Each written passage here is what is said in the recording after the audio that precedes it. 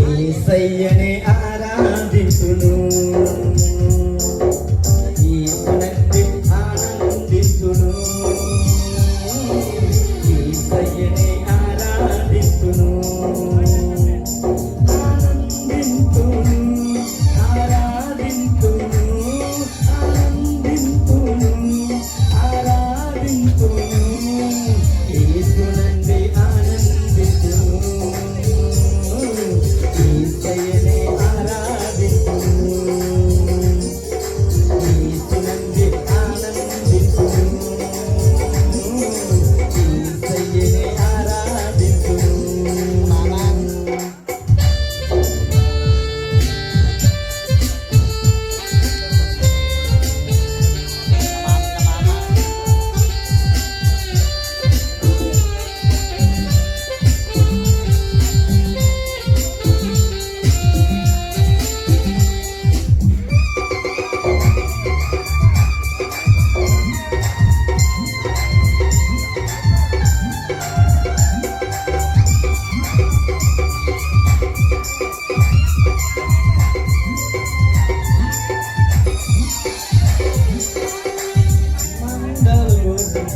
లేకున్నాను, సాలల పశువులు లేకున్నాను,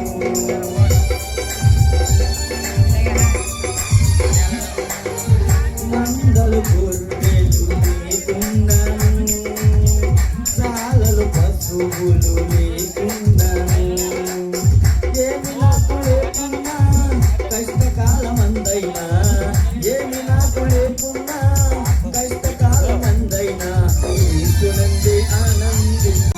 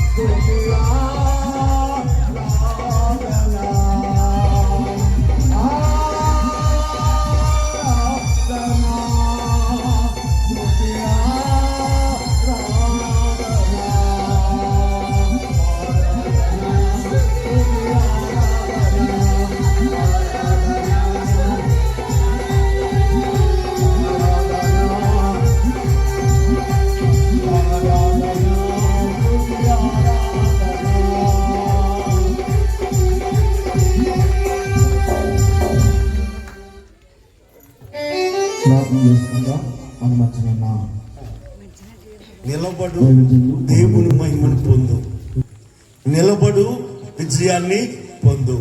దేవునికి స్తోత్రం, హల్లెలూయా. మీ అందరూ కూడా కందరాల్లో జరిగిన అద్భుతమైన సభకు మీరందరూ వచ్చారు, ప్రార్థన చేశారు. మీ అందరికీ ప్రత్యేకమైన వందనాలు. మీరందరినీ కూడా మరి పిలిచి ఆటోలు ఎక్కించి బాధ్యతగా వ్యవహరించిన వారికి అందరికీ కూడా ప్రత్యేకమైన వందనాలు మీకు తెలియజేస్తున్నాను. నేను శుక్రవారం చెప్పాను, లక్షవారం నాడు జరిగితే ఒక మహిమ, రేపు జరుగుతుందంటే శుక్రవారం తర్వాత రేపు కదా, శనివారం నాడు సభ జరిగితే 2 మహిమలని చెప్పాను. నిజముగా మందిరము ప్రతిష్ట అనేది సేవకులతో సంఘంతో జరిగింది. అయితే ఆ మందిరం సేవకులు ప్రతిష్ఠించారు. మొదటి ఆరాధన సేవకులతో జరిగింది, 2వ ఆరాధన విశ్వాసులతో జరిగింది. 2 మహిమలు. అలాగే ఆ రోజు జరిగి ఉంటే 300 మందే వస్తారు. నిన్న నిజానికి పట్టజాలని జనాన్ని మనం చూసాం. దాదాపుగా కిరణ సామాను 4 సార్లు కొన్నారు. ఆల్రెడీ మేము కిరణ సామాను ఎప్పుడు కొన్నాం తెలుసా? లక్షవారం నాడే కొన్నాం. మేము లక్షవారం కాదు, బుధవారం కొన్నాం మేము. అది కాక పురుషులు ఉన్నారు సభలో. ఇంత గొప్ప ధన్యత అనేది దేవుని ఉచితమైన కృప. ఈరోజు ప్రత్యేకంగా నేను మీతో చెప్తున్న మాట ఏమిటంటే, రాసిన కాగితం మీద ఎవడు రాయడానికి సరిపడు. రాసిన కాగితం మీద ఎవడన్నా రాయటానికి పనిచేస్తుందా? ఎవ్వడు రాయటానికి పనిచేయదు. దేవుని దగ్గరకు వచ్చిన మనమందరము కూడా మన హృదయాన్ని తెల్ల కాగితం మీద, మనకు తెల్ల కాగితంలో చేసుకుంటే దాని మీద వాక్యాన్ని రాయిపోతున్నాడు. దాని మీద ఏం రాస్తాడట? వాగ్దానాన్ని రాయిపోతున్నాడు. వాగ్దానాన్ని రాయిపోతున్నాడు. దేవునికి స్తోత్రం. ప్రార్థించిన మీ అందరికీ మరొకసారి ప్రత్యేకమైన వందనాలు, ప్రత్యేకమైన వందనాలు. చాలా మంది పిలవలేదు, మేము పిలిస్తే మేము కూడా వస్తాము అనే సమాచారం మా దగ్గర ఉంది. నిజానికి మేము కొంతమంది యవనస్తులు బయలుదేరి ఆగిపోయిన వారికే మళ్ళీ చెప్పాం తప్ప మేము ప్రకటన ద్వారానే అందరికీ చెప్పాం. నెక్స్ట్ మీటింగ్ నెక్స్ట్ అన్నట్లు కూడా నేను అనుకున్నాను, ఊర్లో అందరికీ చెప్పాలి అని అనుకుంటున్నాం. ఎందుకంటే మనమందరం వెళ్ళి వేరే చోట్ల మనం ఏం చేస్తున్నాం? వాక్యాన్ని పంచబోతున్నాం, సువార్త ప్రకటించబోతున్నాం. కాబట్టి ఆశీర్వాదము నాకు మీకే కాదు, ఈ గ్రామం అంతటికీ దక్కాలి. దేవునికి స్తోత్రం. హల్లెలూయా. సరే, వాక్యాన్ని విందాం. మన మధ్యన చిన్న సాక్ష్యాన్ని చెప్పి తర్వాత వాక్యంలోకి వెళ్దాం. గత రాత్రికాల సమయంలో జరిగిన సువార్త కూడిక దేవుడు ఎంతో ఘనముగా జరిగించినందుకు దేవునికి ఎన్నో వందనాలు చెల్లించేవారు ఉన్నాం. సువార్త సేవ అంటే ఖర్చుతో కూడుకున్న పని. సువార్త సేవ అంటే మనుషులు లేకుండా చేసే సేవ కాదు. సువార్త సేవ అంటే దైవజనులు లేకుండా చేసే సేవ కాదు. అందరూ అనగా పిలవబడిన వారు, పిలవబడలేని వారు, ఆకలి ఉన్నవారు, ఆకలి లేనివారు అందరూ కూడా కలిసి చేసే సేవ. ఈ సేవ కొరకు నాకు ఒక సాక్ష్యం ఉంది. ఆ సాక్ష్యం ఏంటంటే, గత రాత్రికాల సమయంలో చెప్పడానికి సమయం ఇచ్చారు, కానీ కరెంటు పోవడం వల్ల నేను చెప్పలేకపోయాను. ఇక్కడున్న దైవజనులు జయరాజ్ గారు, నేను, హైదరాబాద్లో ఉన్న సునీల్ గారు ఎవరి కోసం ప్రార్థన చేసేవారు? నా కోసం కాదు, ఆయన కోసం కాదు, ఈయన కోసం కాదు, ఈ గ్రామం కోసం. ఈ గ్రామంలో మొదటగా ఒక సంఘం ఉండేది. ఆ సంఘం తర్వాత ఒక సంఘం వచ్చింది. అక్కడికి 2 సంఘాలు అయినాయి.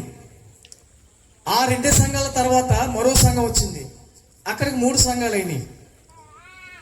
ఆ 3 సంఘాల తర్వాత 4 సంఘాలు, 4 సంఘాల తర్వాత 6 సంఘాల వరకు అయినాయి. ఎన్ని సంఘాలు వస్తున్నప్పటికీ కూడా ఈ చిన్న గ్రామంలోని క్రైస్తవులు అనేవారు 199 మంది మాత్రమే ఉన్నారు. కానీ 1% మటుకు మాత్రమే అన్యులైన వారు ఉన్నారు. ప్రతి ఒక్కరు కూడా బోధ చేస్తున్నారు, ప్రతి ఒక్కరు కూడా గ్రామంలో సువార్త అందిస్తున్నారు. కానీ మా బాధల్లో ఏంటంటే చెప్పేస్తానంటే, దేవుడు మధ్యాకాశంలోనికి వస్తాను అని చెప్పేసి అన్నాడు. మధ్యాకాశంలోనికి వచ్చిన తర్వాత నువ్వు సంఘంలోనికి వెళ్ళి 1 సంవత్సరం అయినా, 2 సంవత్సరాలైనా 10 సంవత్సరాలైనా 15 సంవత్సరాలైనా ఎన్ని సంవత్సరాలు అయినప్పటికీ కూడా ఈ రోజున ఈ సమయమందు పెండ్లి కుమారుడుగా ఒకవేళ దేవుడు గాని మధ్యాకాశంలోనికి వస్తే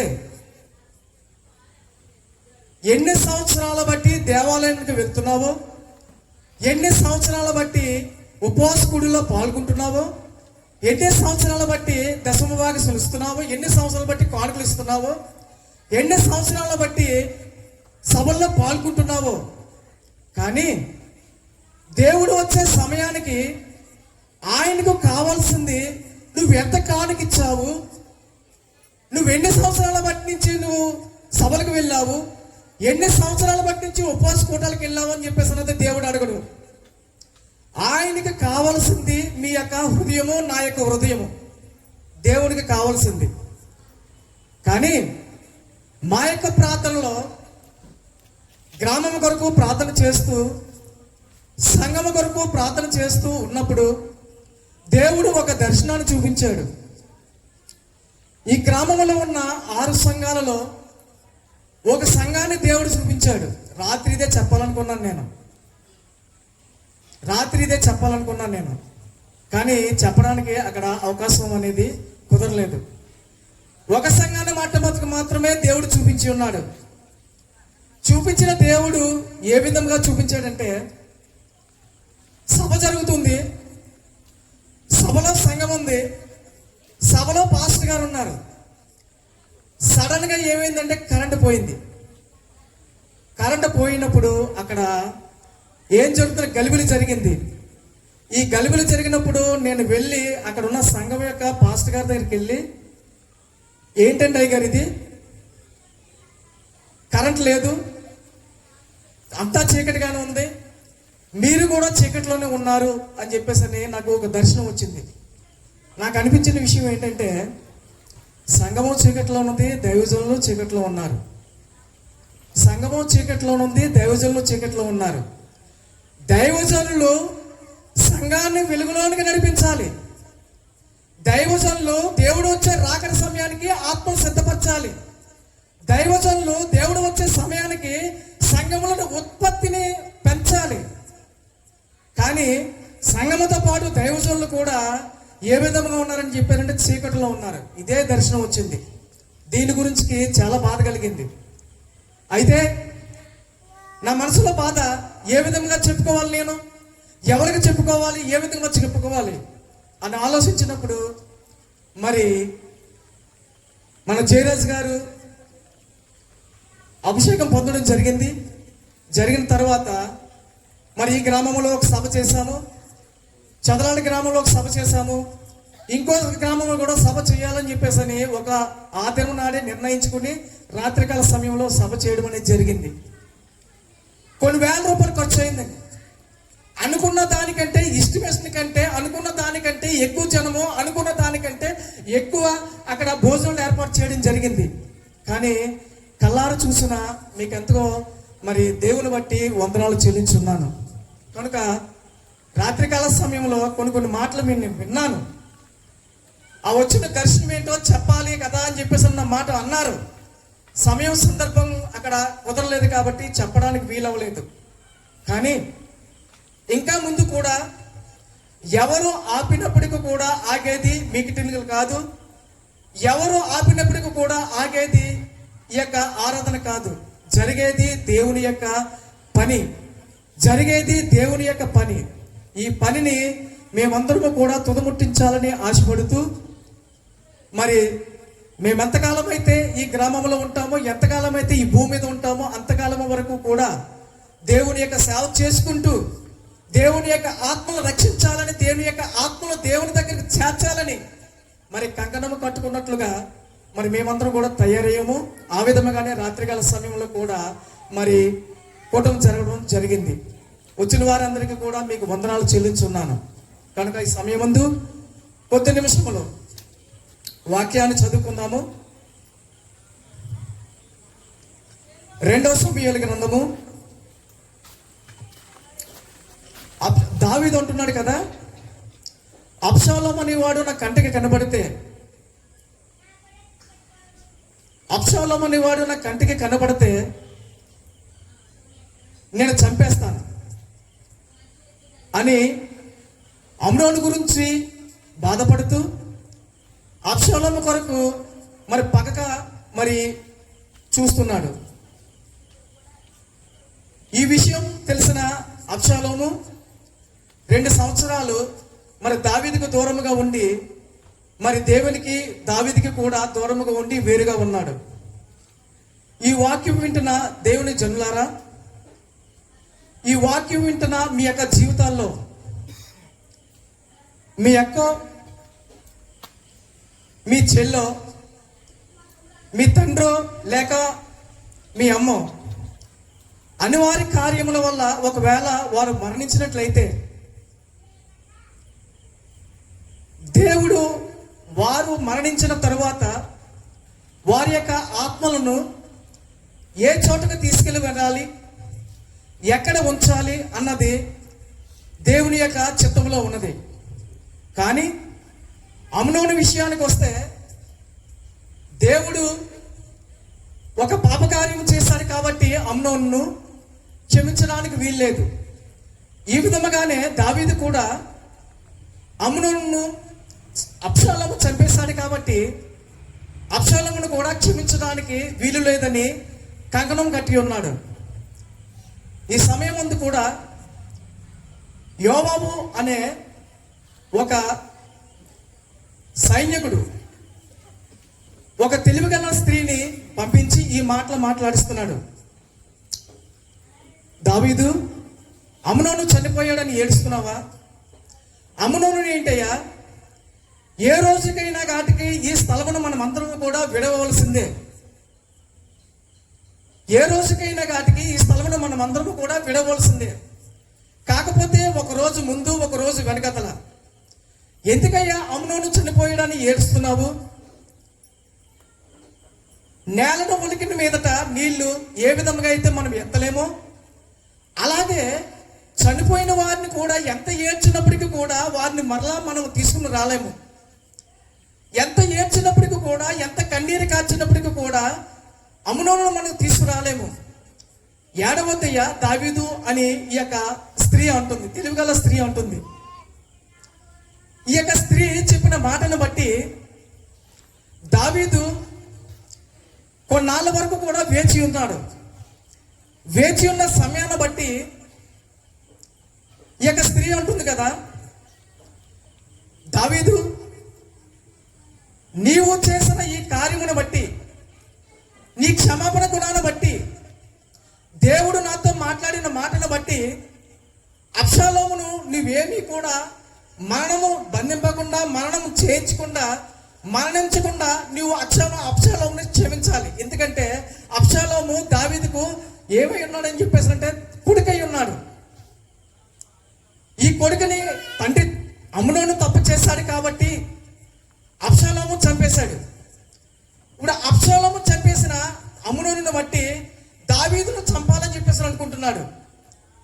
దావీదును చంపాలని చెప్పేసి అనుకుంటే ఇక్కడ దేవుడు చేసిన పని ఏంటంటే అబ్షాలోమును దూరపరిచాడు దావీదుకి.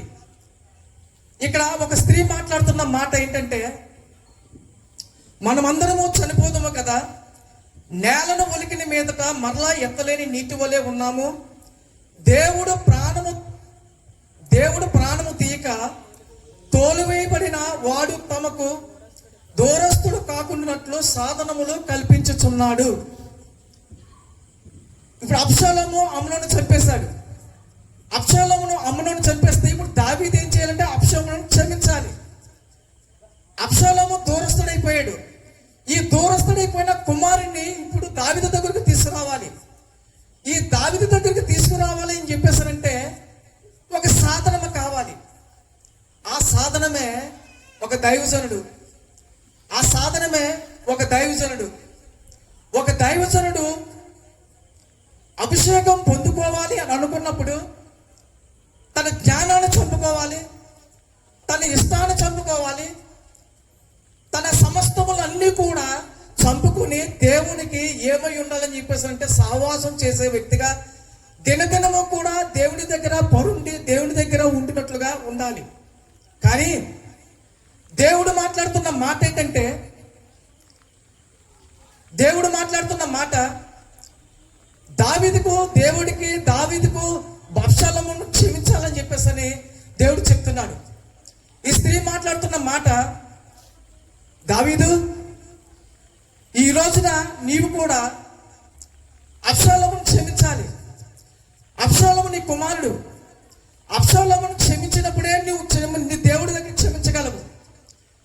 అలాగా దేవుడు చెప్పిన మాటను మరి దావీదు విన్నాడు కనుక, మరి దావీదు ఓర్పు కలిగి విన్నాడు కనుక దావీదు ఏం చేశాడని చెప్పేసి అబ్షాలోమును చంపకుండా మరి ఉన్నాడు. సౌలు దావీదును తరుగుతున్నాడు.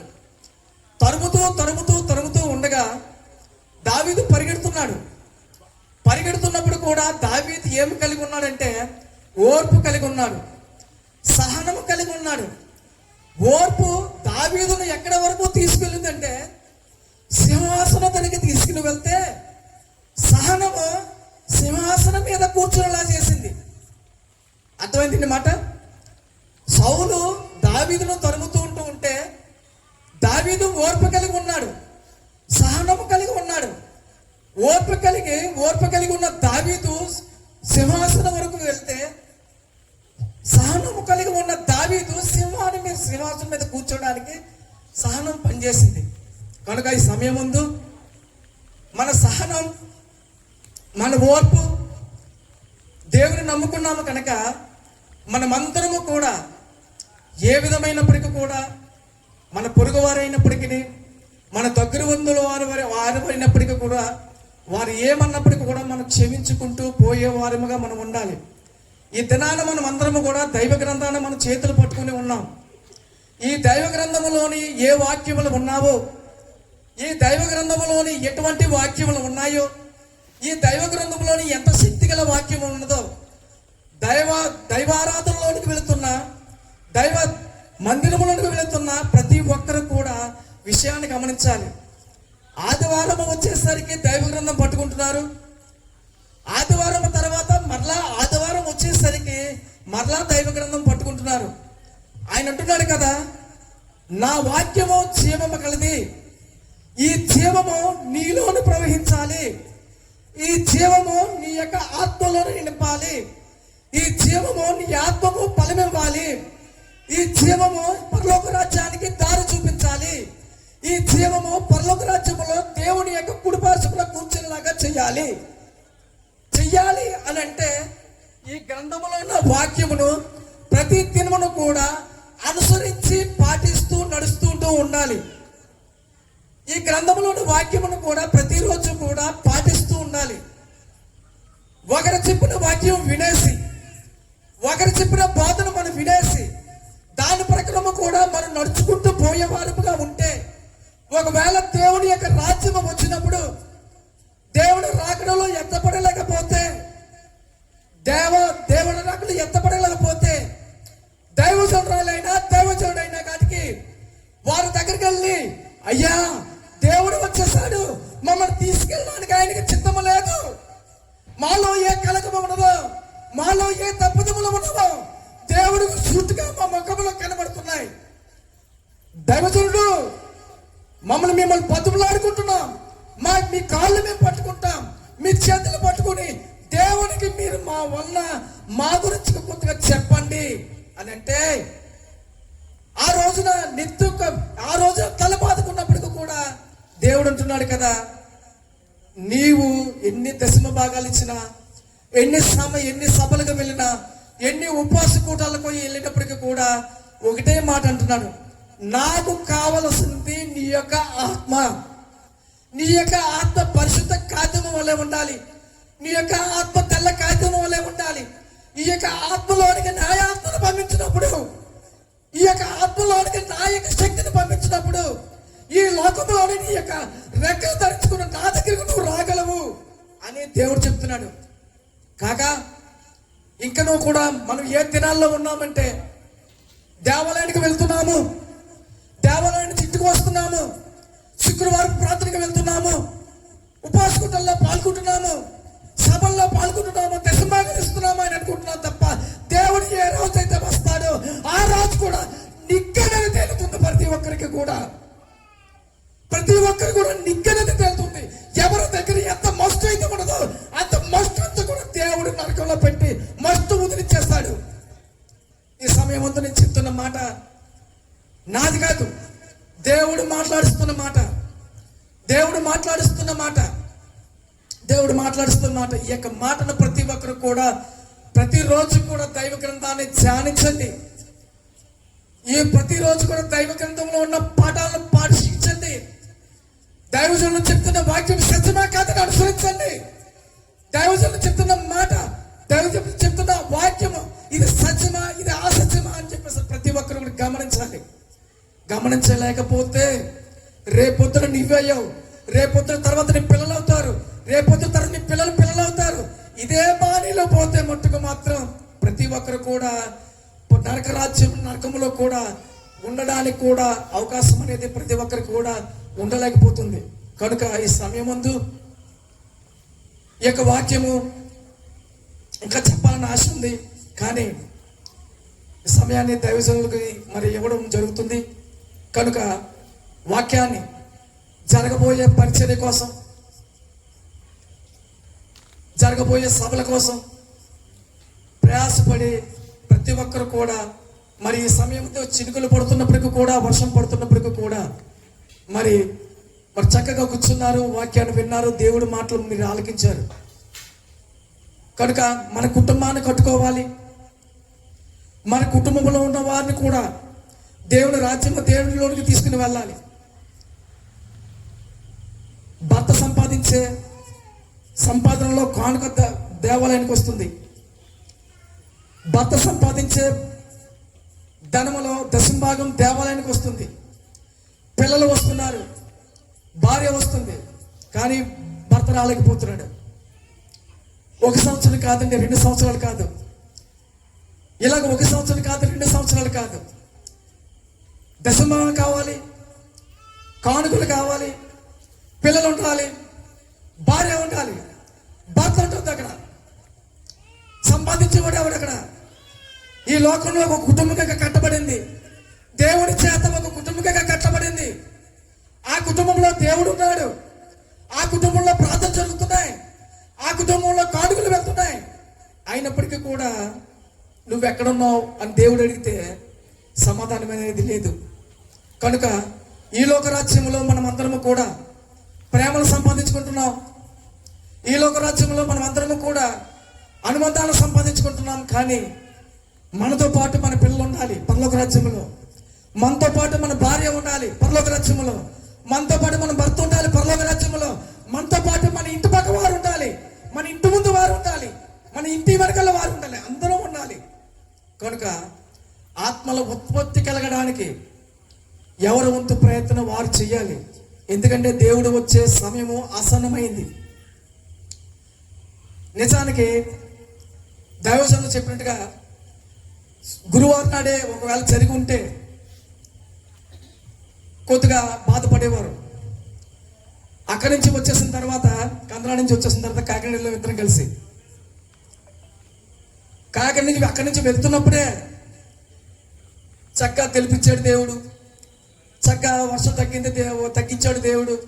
పెట్టేసుకుంటే బాగుండు అని చెప్పేసి అన్నమాట చాలా సార్లు కూడా నాతో పాటు అనడం జరిగింది. నేను ఒకే ఒక మాట అన్నాను, ఈరోజు కార్యక్రమం జరగలేదు, బాధపడుతుంది ఈ విషయంలోనే.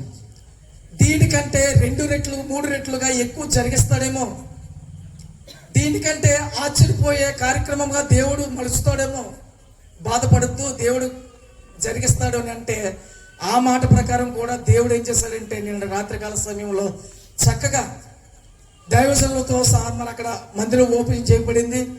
రాత్రికాల అనేక గ్రామాల నుండి, ఆ కందరాడ గ్రామం నుండి యవనస్తులైన వారు ఎంతమంది ఉన్నారా అని చెప్పేసి అనిపించింది నాకు. రాత్రి చక్కగా పాల్గొన్నారు వాళ్ళు, అన్ని విషయాలను కూడా వాళ్ళు సహాయం చేశారు. కనుక దేవుడి యొక్క వచ్చే సమయానికి, దేవుడి యొక్క రాకడ సమయానికి కూడా మనమందరము కూడా ఏ విధముగా ఉండాలి అని అంటే సిద్ధపడి ఉండాలి. మన హృదయాన్ని శుద్ధి చేసుకుని ఉండాలి. ఏది అసత్యము ఏది సత్యము ఇది గమనించకపోతే రేపొద్దున నష్టపోయేది ధనము కాదు, రేపొద్దున నష్టపోయేది ధనము కాదు, వెండి బంగారములు కావు. ఒక మార్కెట్కి వెళ్ళినప్పుడు ఒక షర్ట్ కొనాలంటే ఎంచుకుని తీసుకుంటూ ఉంటాం మనం. ఒక చీర తీసుకోవాలంటే ఎంచుకుని నచ్చే వరకు మనం తీసుకుంటూ ఉంటాం. అలాగే వాక్యాన్ని కూడా ఎంచుకోవాలి. ఒక దేవాలయానికి ఒక పేరు ఉంటుంది. ఆ పేరు దేవుడు వచ్చే రాకడ సమయానికి ఆ దేవాలయం మీద పేరుని తీసుకెళ్తూ, ఇది మట్టుకు మాత్రం వాస్తవం. ఆ దేవాలయం మీద ఉన్న పేరు మట్టుకు మాత్రం నిన్ను తీసుకుని వెళ్ళదు. ఆ దేవాలయంలో ఉన్న దైవజనులు ఎవరైనప్పటికీ కూడా, దైవజనులు అయినప్పటికీ కూడా, ఆ దేవాలయం ఉన్న ఏ దైవజనులు అయిన కాటికి దేవుడు వచ్చే సమయానికి కూడా నిన్ను తీసుకుని వెళ్ళరు. నీ భక్తి ఏదైతే ఉన్నదో, నీ మార్గం ఏదైతే తిన్నగా ఉన్నదో, ఆ మార్గంలో నువ్వు నడిస్తే మట్టుకు మాత్రం ఎవరు కూడా పిలవలసిన పని లేదు. దేవుడే పిలుస్తాడు. నువ్వు రెక్కలు ధరించుకొని నువ్వు దేవుని దగ్గరికి చేరుకునే అవకాశం కలిగి ఉంటావు. కనుక విషయాన్ని గమనించండి. ఈ సంఘమో ఆ సంఘం అనేది కాదు. ఇక కావాల్సింది నీ ఆత్మను నువ్వు రక్షించుకోవాలి. నీ కుటుంబాన్ని నువ్వు రక్షించుకోవాలి. నీ భర్త సంపాదిస్తున్నాడు, అయినా నీ కూటికి రావట్లేదు. నీ భర్త సంపాదిస్తున్నాడు, అయినప్పటికీ కూడా నీ సంచిలో చీలు ఉన్నది. నీ భర్త సంపాదిస్తున్నాడు, అయినప్పటికీ కూడా బలము తగ్గిపోతుంది. కానీ నువ్వు అనుకున్న పనులు మట్టుకు మాత్రం ఏ విధముగా కూడా ముందుకు అనేది జరగట్లేదు. కానీ దేనిని అనుసరించుతున్నామో, ఏ స్థలంలో మనం ఉన్నామో, ఏ స్థలంలో ఉండి ఎక్కడ సహవాసం చేస్తున్నామో గమనించి దేవుడు వచ్చే రాకడకు ఆత్మలను సిద్ధపరచుకున్నట్లయితే ఇక్కడ పడే శ్రమల కన్నా, ఇక్కడ ఉన్న సంతోషం కన్నా 1000 రెట్లు సంతోషం దేవుడి దగ్గర ఇస్తాడు. 1000 రెట్లు దేవుడు సంతోషాన్ని ఇస్తాడు. కనుక ఆ విషయాన్ని గమనించి ఇక్కడ నిలబడిన వ్యక్తి వాక్యం చెప్పాలని ఏ విధముగా అయితే ఇక్కడ నిలబడి అభిషేకించుకున్న వ్యక్తి, వాక్యం చెప్పాలని ఈ స్థలంలో నిలబడిన వ్యక్తి దేవునికి వశమైపోవాలి. ఎవరైతే దేవునికి వశమైపోతారో ఆ వశమైపోయిన వ్యక్తి నుండి దేవుడు ఎదురుగా ఉన్న సంఘము ద్వారా, వాక్యం ద్వారా మాట్లాడతారు. ఇక్కడ తన జ్ఞానాన్ని చంపుకోవాలి, తన ఇష్టాన్ని చంపుకోవాలి, తన సమస్తమును అన్నింటినీ చంపుకోవాలి. ఎందుకంటే దేవునికి వశమైపోయిన వ్యక్తి తన సమస్తమును మరి వదులుకుంటేనే దేవుడికి వశమైపోగలడు. కానీ దేవుడికి వశమైపోయిన వ్యక్తి ఈ విధముగా ప్రసంగం చేస్తుంటూ ఉంటే మరొకరు దేవుడిని వశం చేసుకుంటున్నారు. అక్కడ దాని యొక్క అర్థం ఏంటంటే వాళ్ళ యొక్క ఇష్టాన్ని నెరవేర్చుకుంటున్నారు. దేవునికి వశమైపోవడం అంటే దేవుని ఇష్టాన్ని నెరవేర్చడం. దేవుడిని వశం చేసుకోవడం అంటే వారి ఇష్టాన్ని నెరవేర్చుకోవడం అంటే దేవుడు మాట్లాడే వాక్యం కాదండి. ఎవరైతే దేవుడికి వశమైపోతున్నారో వారి ద్వారా సంఘముతో దేవుడు మాట్లాడుతున్నాడు. సంఘాన్ని ఇప్పుడు దేవుడు ఏ విధంగా కొలుస్తున్నాడంటే వధువుగా కొలుస్తున్నాడు. వధువు అంటే పెండ్లి కూతురు. పెండ్లి కూతుర్ని ఎవరు తయారు చేస్తారు?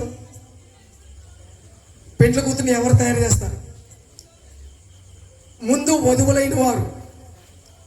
పెండ్లి కూతుర్ని ఎవరు తయారు చేస్తారంటే ఎవరైతే ముందు వధువులుగా ఉన్నారో వాళ్ళు తయారు చేయాలి. సంగమనబడుతున్న వధువును తయారు చేయాలంటే దైవజనురాలైనా ఎవరైనా కానీ ముందు వధువై ఉండాలి. అలా వధువై ఉంటేనే సంఘాన్ని వధువుగా చేయగలరు. దేవుడు మధ్యాకాశం నుండి పెళ్లి కుమారుడుగా వస్తున్నట్లయితే ఆ సమయానికి దైవజనురాలైన వాటికి వధువుగా తయారు చేయబడాలి. ఈ వధువుగా తయారు చేయబడకపోతే, దేవుడికి ఇష్టం పుట్టించే ప్రాయము లేకపోతే, దేవుడు ఇష్టము పుట్టించే ఆ విధముగా అలంకరించకపోతే ఒకవేళ నిన్ను పక్కన పెడతాడేమో. కనుక ఆ విషయాన్ని గమనించి మనమందరము కూడా దేవునికి వధువుగా ఉండాలని ఆశపడుతున్నాం.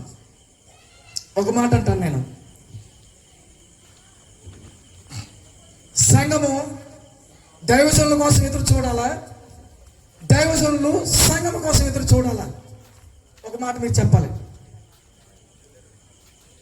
సంఘము దైవజనుల కోసం ఎదురు చూడాలా, దైవజనులు సంఘం కోసం ఎదురు చూడాలా?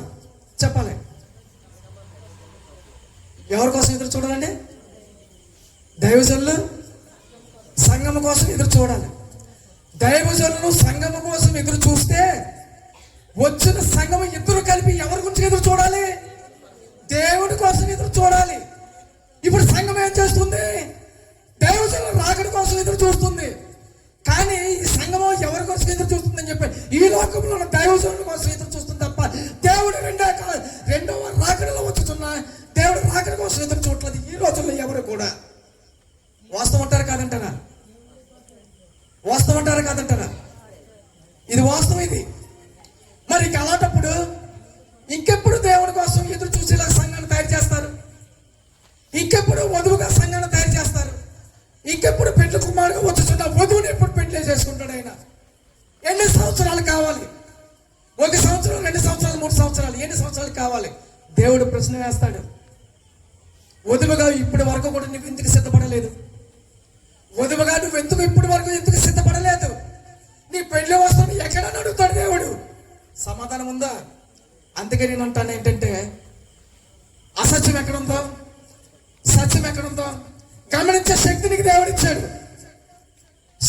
గమనించే శక్తి దేవుడు నీకు ఇచ్చాడు. ఈ గ్రామంలో ఈ సంఘాలు నడుస్తున్నప్పటికీ కూడా ఆత్మీయత ఎక్కడ ఉన్నది? దేవుడి యొక్క వాక్యం ఎక్కడ వివరింపబడుతుంది? దేవుడు ఎక్కడ ఆత్మతో మాట్లాడుతున్నాడు? ఈ విషయాన్ని ప్రతి ఒక్కరు కూడా గమనించాలి. గమనించకపోతే సైతాను మన పక్కనే ఉంటాడు. వాడి రాజ్యం వేరేగా ఉంది. ఆ రాజ్యంలో మట్టుకు మాత్రం కంపల్సరీ తీసుకోవడం అనేది గ్యారంటీ. నేను చెప్పాను ప్రభువా, నేను ప్రభు సంస్కారం ఇచ్చాను ప్రభువా, నేను వీళ్ళ వధువులుగా తయారవకపోతే నేనేం చేయాలి ప్రభువా అని అంటే ఆ రోజున దేవుడి దగ్గర సమాధానం అనేది ఒక్కటి కూడా ఉండదు. ఐ డోంట్ కేర్, నువ్వెవరో నాకు తెలియదు అంటాడు. నువ్వెవరో నాకు తెలియదు. నేను ఏ కారణం చేత ఈ భూలోకానికి నేను పంపించాను, ఏమి నేర్చుకున్నావు, ఎంత నేర్చుకున్నావు, ఎంత ఉపయోగపడ్డావు, నాకెంత ఉపయోగపడ్డావు, నువ్వు ఎంత ఉపయోగపడ్డావు? నీ కుటుంబానికి ఉపయోగపడ్డావా? జరుగుతున్న సభలకు ఉపయోగపడ్డావా? దేవాలయానికి ఉపయోగపడ్డావా? ఏ సాక్ష్యం ఉంది నీ దగ్గర? నా గురించి నీ దగ్గర ఏ సాక్ష్యం ఉంది? ప్రియ దేవుని విశ్వాసులారా, సాక్ష్యం కలిగి ఉండాలి. సాక్ష్యం లేకపోతే గొప్పగా చెప్పడం కాదు, కానీ ఆశీర్వదింపబడిన వ్యక్తి దారంట నడుస్తుంటూ ఉంటే జనులు అనుకోవాలి, ఆశీర్వదింపబడ్డాడు అతను, ఆ కుటుంబం ఆశీర్వదింపబడింది, ఆ సంఘము ఆశీర్వదింపబడింది, ఆ సంఘములోనికి వెళ్తున్న వారందరూ కూడా ఆశీర్వదింపబడుతున్నారు. దేవుడు వారితో మాట్లాడుతున్నాడు. దేవుడు వారి అల్లోకి ఆత్మగా దిగి వస్తున్నాడు. మాట్లాడుకోవాలి. కనుక ధనం ఈ రోజు పోతే రేపు సంపాదించుకోవచ్చు. ఈ రోజు కాలం చెల్లిపోతే ఈ దినము రేపు దినాన్ని మనం సంపాదించలేము. నా ప్రయాస అంతా అదేనండి. నాకు ఉద్యోగం కావాలి, నా ఆత్మకు ఉద్యోగం కావాలి, నా ఆత్మకి ఏంటంటే నా ఆత్మకు ఉద్యోగం కావాలి, నా ఆత్మకులు పాటలు పాడే ఉద్యోగం కావాలి, వాంఛలు వాంచే ఉద్యోగం కావాలి, పరలోకం నుంచి అందించబడే వాక్యం కావాలి, పరలోకం నుంచి అందించబడే ధ్యానం కావాలి, 10 మందిని నడిపించాలి, 10 మందిని సేవకు నడిపించాలి, 10 ఆటోలు పెట్టాలి, ఎక్కడ సభ జరుగుతున్నప్పటికీ కూడా అక్కడికి నడిపించాలి. ఎవరి దగ్గర కూడా ఎంతో కొంత ఆస్తిపరులై ఉన్నారు. ఏది కూడా మన దగ్గర మనతో పాటు రాదు. మన బిడ్డలు అనిపిస్తున్నప్పటికీ కూడా రేపొద్దున వాళ్ళు అనిపిస్తారు, వాళ్ళు అనిపించిన తర్వాత వారు అనిపిస్తారేమో, కానీ ఎవరు కూడా చివరికి ఏంటంటే ఈ మట్టిలో కలిసిపోవాల్సిందే. కనుక విషయాన్ని గమనించి ప్రతి ఒక్కరు కూడా దేవుని యొక్క రాకడకు మనం అందరం కూడా సిద్ధపడి మన ఆత్మను దేవునికి ఇచ్చి దేవుడి యొక్క సింహాసనం పక్కన మనం కూడా కూర్చుంటకు సహాయం చేసి మరి మహిమ పొందాలని మనస్ఫూర్తిగా కోరుకుంటూ ఈ ఒక్క వాక్యాన్ని మరి దేవుడు దీవించి ఆశీర్వదించును గాక. ఆమేన్. చిన్న ప్రార్థన. మహోన్నతుడ మహిమగల రాజా, మీకు వందనాలు తండ్రి. నాలోని వేదన, నాలోని బాధ, నాలోని తండ్రి ప్రభు ఆత్మావేశం నన్ను పరిగెట్టించింది ప్రభు. దేవా మీకు వందనాలు. ఆ పరుగుకు తండ్రి నీవు తోడుగా ఉన్నావు.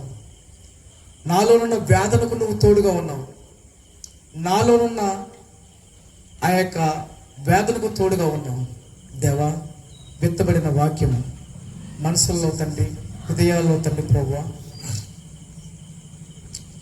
ఫలింపులోనికి వచ్చినప్పుడు సహాయం చేసే మహిమ పొందాను. యేసయ్య పరిశుద్ధ నామములో చిన్న ప్రాంతం విడుకుచున్నా తండ్రి, ఆమేన్.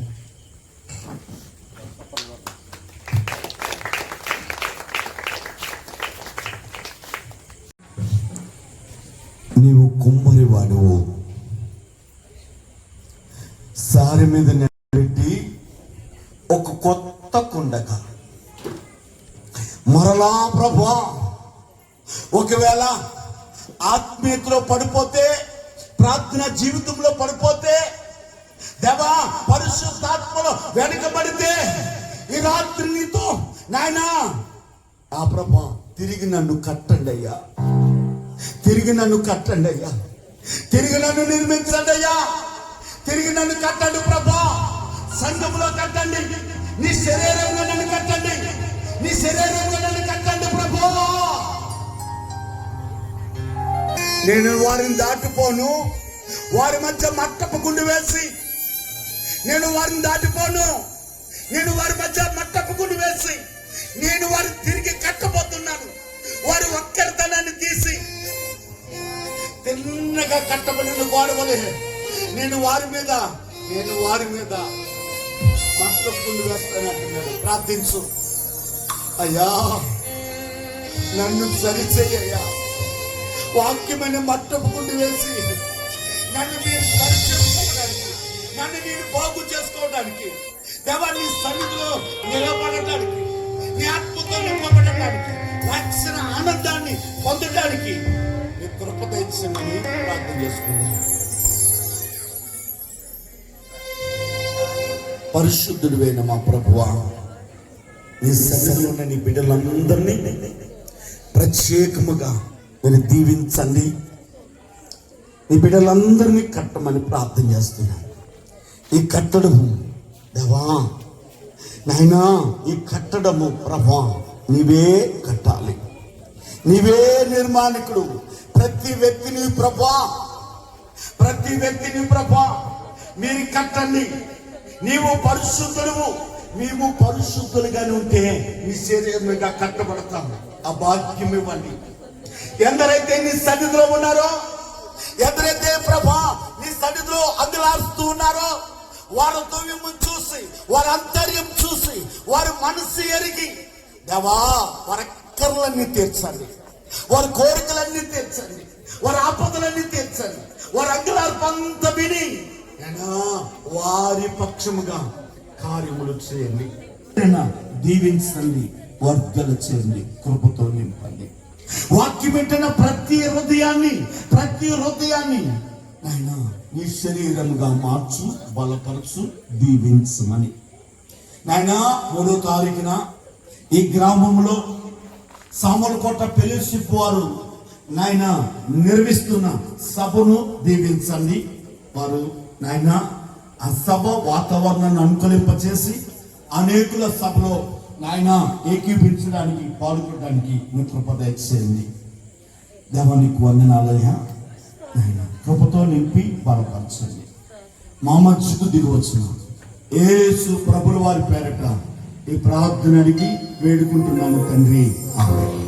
ప్రవేశరత్నం చేయండి, అపవాదికులు ప్రవేశరత్నం సంపూర్ణ విషయం.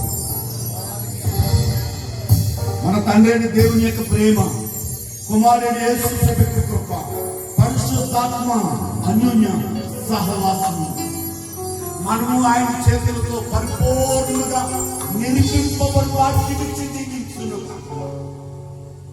అందరికీ మనం ఒక్క నిమిషం కూర్చోండి.